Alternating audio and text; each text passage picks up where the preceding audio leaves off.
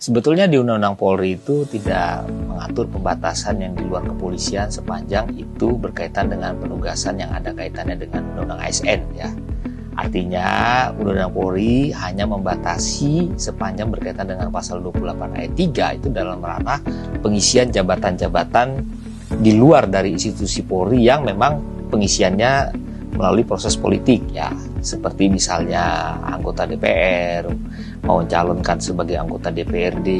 kemudian kepala daerah, calon gubernur, bupati, wali kota, atau mungkin menjadi menteri ya, itu memang harus mengundurkan diri. Tapi di luar dari itu maka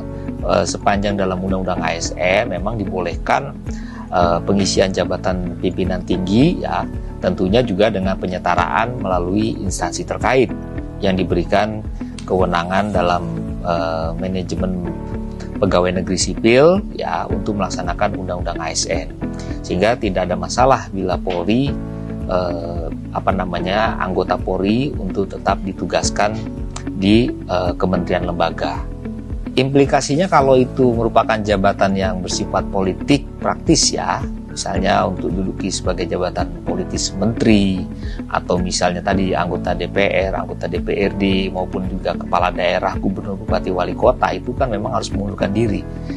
atau pensiun dini, mengajukan pensiun ya. Sehingga di luar dari itu maka implikasi bagi anggota Polri yang tetap ingin ditugaskan atau mendapat penugasan dari Kapolri untuk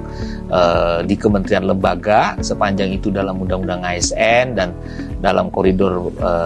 peraturan pemerintah tentang manajemen pegawai negeri sipil dan